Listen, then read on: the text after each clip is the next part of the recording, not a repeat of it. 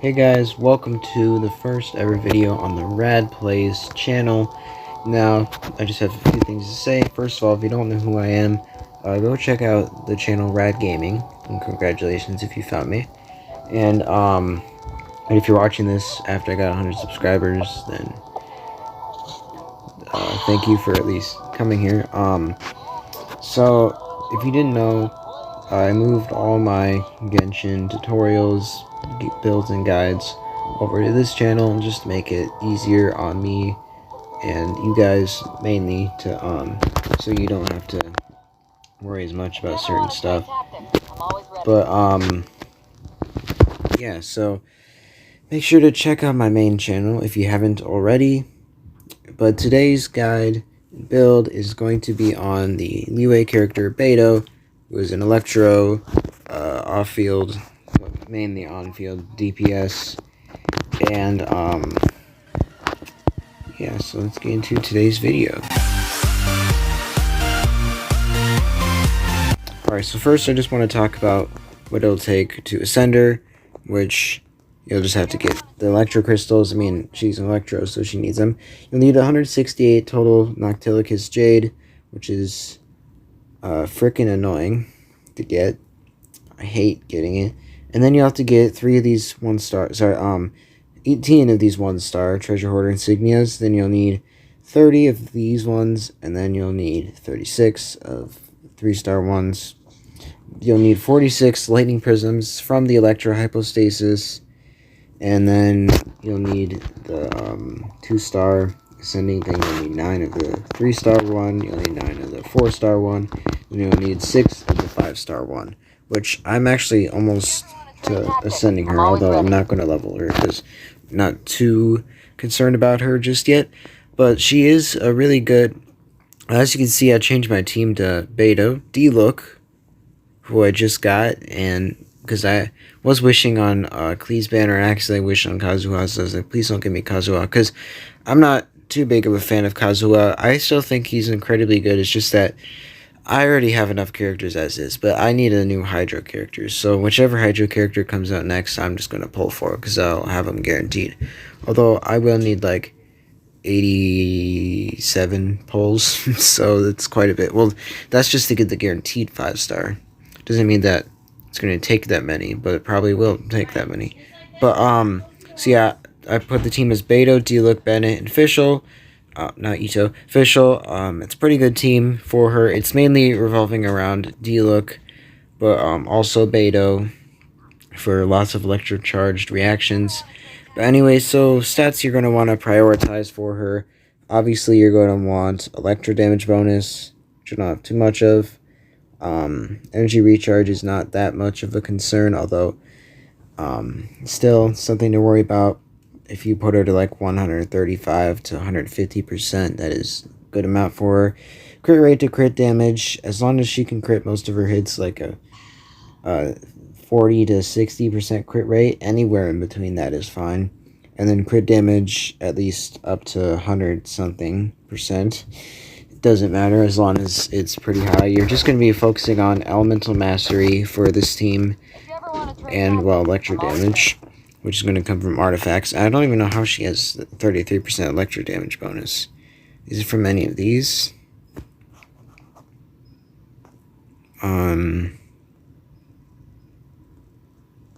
Oh, I think it's when you send her, you get electro damage bonus. Okay, that probably makes, yeah, that makes a lot more sense. Okay, so for the weapon, I personally like the Rain Slasher, especially if you're running an electro charge team. What that means is you're using electro and hydro. But I'm just doing this because Fischl is going to be using Oz quite a bit, so that all the opponents are going to be affected with Electro. So increases damage against opponents affected by Hydro or Electro. And it's going to be super good with her Burst because it's just going to help out quite a bit because you're already going to hit them with Electro when you use a normal charge or plunging attack. And I'll talk a little bit more about that in a little bit. But it's just going to keep increasing your damage on that. And it gives her elemental mastery, so it's super nice. Some other ones you can get are like the Serpent Spine, where the longer she's on the field, more damage she does, but the more damage she takes. And then you can leave the field, like change the D-Look, and she'll still keep those stacks. But when she gets hit, she loses 1. And That one's also pretty good because it also gives crit rate. If you're using a team with 3 leeway characters, this one is going to be really good because at R1, since she is a leeway character, R1 will get you 28% more attack and 12% more crit rate just from people existing on your team. And it upgrades attack and base attack. Sad I got the bell. I think on Cleese banner, but it's just like, okay, cool. I only got one, so those are really the only ones you want to focus on. This one mainly Rain Slasher, then probably Serpent Spine, Lithic Blade if you're running a full leeway team with her, or you have her on the team full leeway. That one would definitely be good on any Claymore user from leeway. And then Favoni's Greatsword's always great for generating elemental particles, giving it energy recharge, but mainly just focus on getting either Rain Slasher for free-to-play players, or if you have Serpent Spine, go for it, although I do have it equipped on D-Look because it is better for him. But yeah, artifacts, I have like none, and they're all level 0. But you're going to want a 4-piece set of the Thundering Fury, which gives you 50% electric damage bonus from the 2-piece set. And then the 4-piece set increases damage caused by Overloaded, which is Pyro and Electro. Electro Charged, which is Electro and Hydro. And Superconduct, which is Electro and Cryo, by 40%. So you'll get 40% more damage of those. And then, because that's what Elemental Mastery does, increases all of the stuff it does, like all the damage, swirl damage, any type of damage, except for Crystallize, it makes the shield stronger. And, which is pretty dumb, but I mean, it's helpful, I guess. And then triggering such effects, so if you use an Electro, it only happens every 0.8 seconds, which you shouldn't be able to have it under 0.8 seconds, although it could just like rarely happen, but it's not really much of a bother.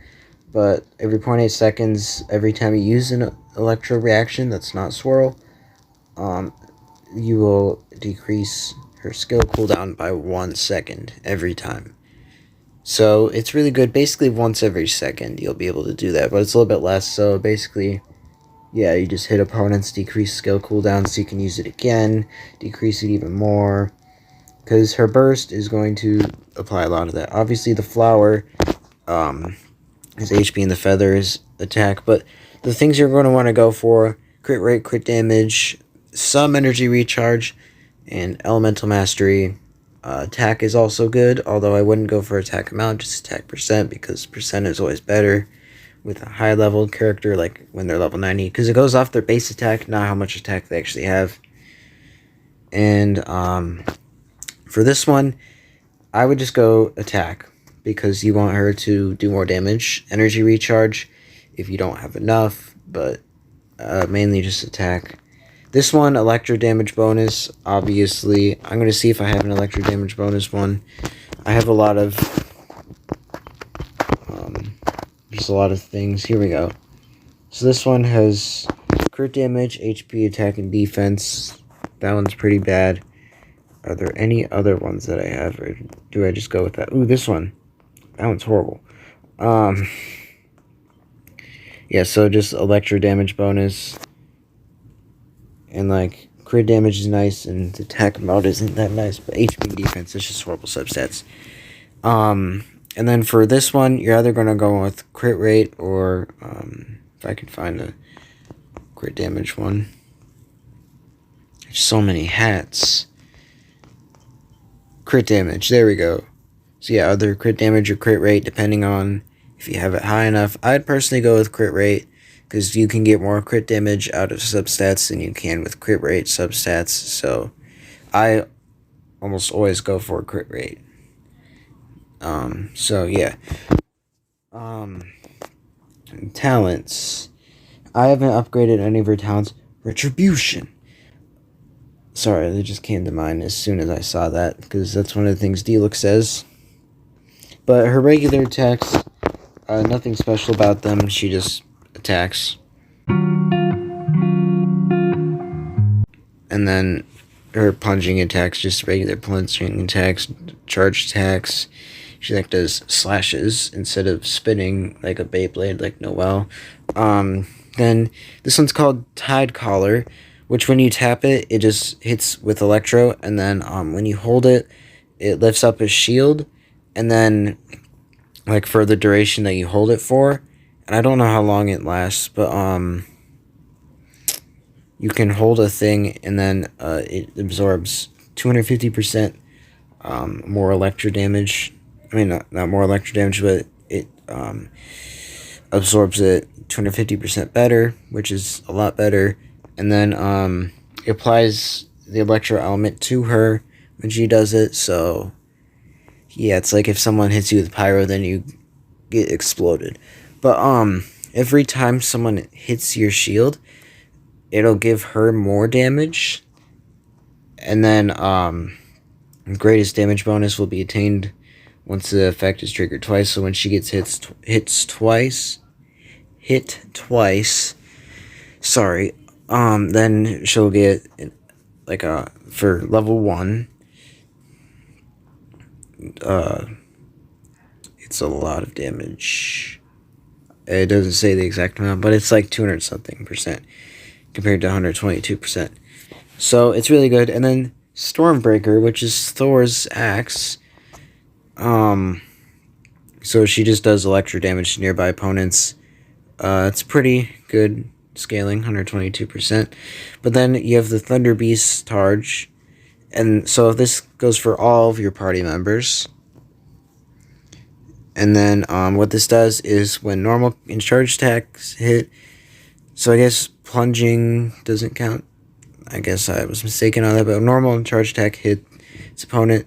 They create a lightning discharge that can jump between opponents, dealing electro damage. So basically, it's like a chain lightning, and increases the character's resistance to interruption, and decreases damage taken. As you can see, damage reduction is 20%, and it just decreases the percent chance. It doesn't say how much, but just the percent chance of getting hit and like losing. Kind of like if you're using charged attacks or in a normal attack combo, then the opponent hits you, you have a chance to just like keep going, but you'll still take the damage. The lightning damage is insane, especially since this goes on every single time you attack, but only once per second. So like if you have a sword character and they go 1, 2, 3, and then you use charge and it goes bottom, it's only gonna hit once. But yeah, so once every second, lasts for 15 seconds with a cooldown of 20 seconds. So basically, if you can fill her energy up enough, then you'll be able to just have it on almost all the time. Her energy cost is pretty high, so you're going to want like the decent amount of energy recharge, but yeah, it shouldn't be too much of a problem since she'll just regenerate a bunch of energy with her stuff, and especially her skill. But one thing to say, this thing works for like normal and charge attacks. It does not work with Raiden's thing since her attacks are their own scaling. It also doesn't work with Arataki's Ito's Arataki Kasagiri slashes, since those do not count as scalings, because like his don't work with Xingqiu. It's weird, but Raiden's does. It's very confusing and it makes no sense.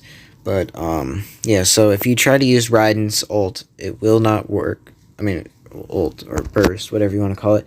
If you use Raiden's burst, it's not going to have Stormbreaker work, which is pretty sad.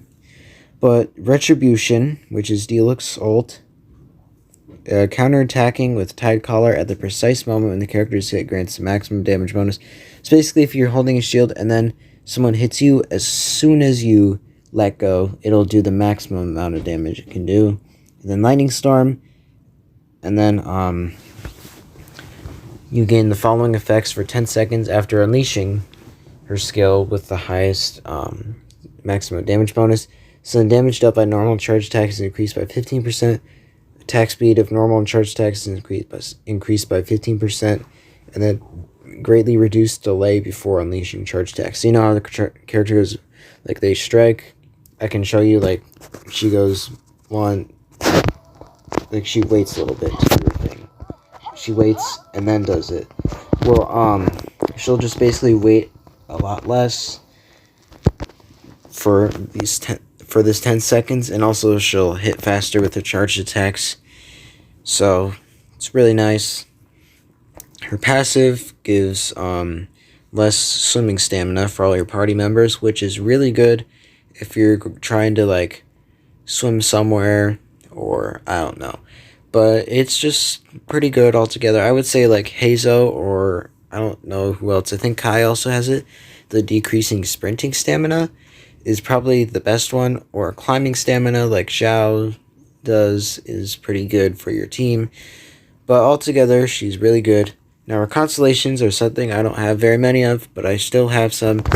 And I'd say her constellations, it's like she works really well without them, but she's just even better with them. Kind of like Ito or Bennett. But Xingqiu kind of needs his constellations, but she's a character, it's like, you don't need these constellations, but they're really good to help you. So, her first one, when she uses her, I think that's her burst, right? I can never remember. Yeah, when she uses her burst, she creates a shield that absorbs up to 16% of her max HP for 15 seconds, and it absorbs electro damage 250% more effectively. So this one doesn't help with your damage at all, it just gives you a shield when you use her burst. And it works for 15 seconds, which is how long her thing goes for, but it will break if enough damage is dealt to it. But it can basically just save you for a couple attacks, or maybe even just one. And then Constellation 2 is that the Arc Lightnings can jump to 2 additional targets. I didn't go over how many it can jump to, but it literally just says jumps between opponents, and it doesn't say how many, but it'll just be able to jump between 2 more opponents, which is pretty nice. C3 increases her skill, C5 is her burst, those levels by 3, and then C4, upon being attacked, Beidou's normal attacks gain an additional instance of 20% electro damage for 10 seconds.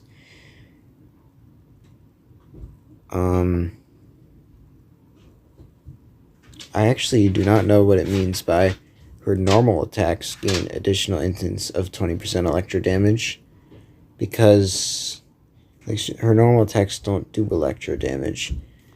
But yeah, so I'm not sure what it does yet. Yeah, I'm still not sure what that means. I was like reading it over, and I'm like, yeah, it doesn't make any sense. But then Bane of Evil, during the duration of her burst, electro resistance of surrounding opponents is decreased by 15%, which will just mean when you use her burst, all opponents will take more electro damage, which can be nice with Raiden, but it won't really work with her. Like, she won't have those extra hits for Beidou. And then, why this team is so strong, the one I chose, which is Beidou, Diluc, Bennett, and Official, which I'll show you some other teams. By the way, Official skin is, like, her new skin is really cool. Really like it. Need to get a Bennett skin. He's like just flies, and he has all 7 of the Gnosises. I don't even know if that's the plural form of Gnosis, but he just has like all of them on his chest or something, and he just like flies, and he has like super dark armor. But so how this team will basically work. So you can start off with Bennett either by just using his skill to infuse opponents with Pyro, or using his burst, but one way or another, you're going to use his burst first. Hey, it rhymes. And then you're going to be using Official. You can use her skill, or you can use her burst, as long as you summon Oz. And then what you can do is swap to Diluc, hit them with these hits, lots of electro charge, and then you swap to Beidou, do that hit, and then you swap back to Diluc. By the time you do that, you can do this again, and then you can swap back to Beidou, and then you can just keep swapping between Diluc and Beidou, and then when Bennett's thing runs out, if he has enough energy recharge, you can just put his thing back down, put Oz back down with Official. Essentially, you're just going to constantly switch between Diluc and Beidou. Just keep spamming that as soon as you do. So use Diluc's thing, swap to Beidou, and then maybe you do like a couple hits with her, then you swap back to D-Look, and then maybe you want to go with Beidou instead first, and then D-Look, and then you like do some Bennett stuff and official. I'm just showing you like some representations of what you can do. But yeah, obviously this team does require Beidou because, well, this is her guide, but it will require 5-star, which is D-Look. However, there are good replacements for D-Look. Not too great, but like Yanfei could work just fine. Toma isn't that great, so I'd really say Yanfei is the only one that could replace D-Look, although D-Look will just be straight up better. So if you want to do an all 4-star team, then having Yanfei would work.